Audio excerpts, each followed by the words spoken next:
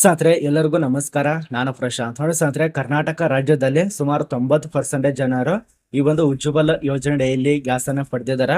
ಮೊದಲಿಗೆ ಒಂದು ಗ್ಯಾಸ್ ಅನ್ನ ಕೊಡ್ತಾ ಇದ್ರು. ಈಗ ಕೇಂದ್ರ ಸರ್ಕಾರದಿಂದ ಹೊಸ ನೋಟಿಸ್ ಅನ್ನ ರಿಲೀಸ್ ಮಾಡಿದ ಪ್ರಕಾರ ಆ ಒಂದು ಯೋಜನೆಯಲ್ಲಿ 2 ಗ್ಯಾಸ್ ಅನ್ನ ಕೊಡ್ತಿದ್ದಾರೆ. ಇದೊಂದು ಖುಷಿಯ ವಿಚಾರ.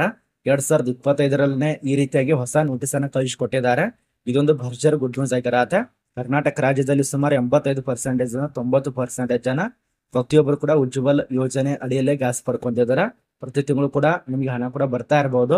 ಅಂದ್ರೆ ಸಬ್ಸಿಡಿ ಅಂತ ಹೇಳಿ 300 ಬರತ್ತೆ, ಅದು ಕೂಡ ಬರತ್ತೆ. ಅದ್ರ ಜೊತೆಗೇನೆ 1400 ರೂಪಾಯಿ ಬರತ್ತೆ. ಇದೊಂದು ಖುಷಿಯ ವಿಚಾರ. ಹೇಗೆ ಪಡ್ಕೋಬೇಕು ಅದ್ರ ಬಗ್ಗೆ ತಿಳಿಸ್ಕೊಡ್ತಾನೆ. ಇದು ಮೊದಲನೇ ಪಾಯಿಂಟ್ ನಂಬರ್. ಆದ್ರೆ ಎರಡನೇ ಪಾಯಿಂಟ್ ನಂಬರ್ ಏನಂದ್ರೆ, ಕರ್ನಾಟಕ ರಾಜ್ಯ ಮತ್ತು ಮಹಾರಾಷ್ಟ್ರ ರಾಜ್ಯಕ್ಕೆ ಸಂಬಂಧಪಟ್ಟಂತೆ ಸ್ವಲ್ಪ ಪರಿಸ್ಥಿತಿ ಹದಗೆಟ್ಟಿದೆ. ಅದೇನಂದ್ರೆ, ಈ ಒಂದು ಕಂಡಕ್ಟರ್ ಇದ್ದವರು ಮರಾಠಿ ಬರಲ್ಲ, ಕನ್ನಡದಲ್ಲಿ ಮಾತಾಡೋದಕ್ಕೇನೆ ಅಷ್ಟಕ್ಕೆ ಇಲ್ಲಿ ಕರ್ನಾಟಕದಲ್ಲಿರುವಂತ KSRTC ಕಂಡಕ್ಟರ್ಗೆ ಸಿಕ್ಕಂಗ್ ಬಾಯಿಗೆ ಬಂದ ದನ ಬಡದಾರ ಗತೆ ಬಡದ್ ಬಿಟ್ಟಿದ್ದಾರೆ ಈ ಒಂದು ಮಹಾರಾಷ್ಟ್ರದವರು. ಇದ್ರ ಬಗ್ಗೆ ಸ್ವಲ್ಪ ಬೆಳವಣಿಗೆ ಆಗಿದೆ ಕರ್ನಾಟಕ ರಾಜ್ಯದಲ್ಲಿ.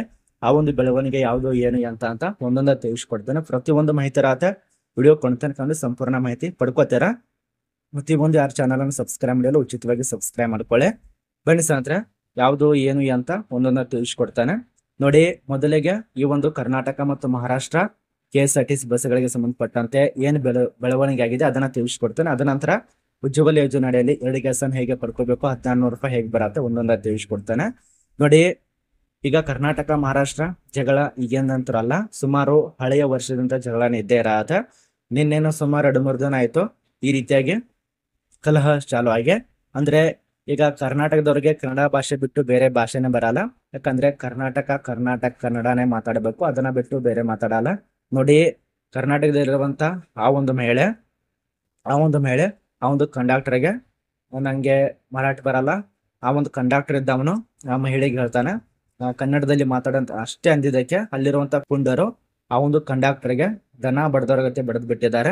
ಅದಕ್ಕೆ ಸಂಬಂಧಪಟ್ಟಂತೆ ತೀವ್ರ ಆಕ್ರೋಶ ವ್ಯಕ್ತಪಡಿಸಿ ನಿನ್ನೆ ಹೋರಾಟ ಕೂಡ ಮಾಡಿದ್ರು. ಕರ್ನಾಟಕ ರಾಜ್ಯದಲ್ಲಿ ಪ್ರತಿ ಜಿಲ್ಲೆಯಲ್ಲಿ ಕೂಡ ಹೋರಾಟ ಮಾಡಿದ್ದಾರೆ.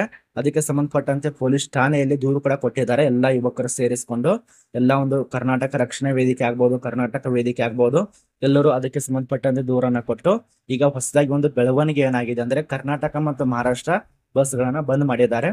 ಮಹಾರಾಷ್ಟ್ರ ಬಸ್ ನಮ್ಮ ಒಂದು ಕರ್ನಾಟಕ ರಾಜ್ಯಕ್ಕೆ ಬರಲ್ಲ. ಇದು ಒಂದು ಬೆಳವಣಿಗೆ ಆಗಿರತ್ತೆ.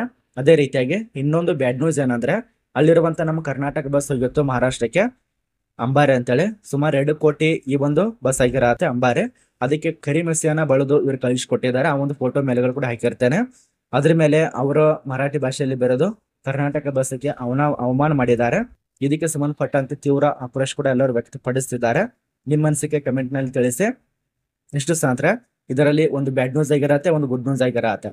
ಇದು ಒಂದು ಕಡೆ ಆದ್ರೆ, ಇನ್ನೊಂದು ಈ ಒಂದು LPG ಗ್ಯಾಸು ಅದೇ ರೀತಿಯಾಗಿ 1400 ರೂಪಾಯಿ ಹೇಗೆ ಪಡ್ಕೋಬೇಕಂದ್ರೆ ನೋಡಿ, ಈಗಾಗಲೇ ಉಚಿತವಾಗಿ ಗ್ಯಾಸ್ ಅನ್ನ ಪಡೆದಿರ್ತಾರಲ್ಲ, ಅದ್ರ ಜೊತೆಯಲ್ಲಿ ನಿಮ್ಗೆ 1400 ರೂಪಾಯಿ ಬರ್ತಾ ಇದೆ. ನಿಮ್ಮ ಹತ್ರ ಆಧಾರ್ ಕಾರ್ಡು, ಅದ ನಂತರ ಬ್ಯಾಂಕ್ ಪಾಸ್ಬುಕ್, ಅದರ ನಂತರ ಈಗ ಅರ್ಜಿ ಸಲ್ಲಿಸುವಂತ ಒಂದು ಮೊದಲಿರುವಂತ LPG ಗ್ಯಾಸ್ಗೆ ಸಂಬಂಧಪಟ್ಟಂತೆ ID ಕಾರ್ಡ್ ಬೇಕಾಗತ್ತೆ. ಅಷ್ಟಾದ್ರೆ ಮುಗಿತು ಅಪ್ಲೈ ಮಾಡಬಹುದು.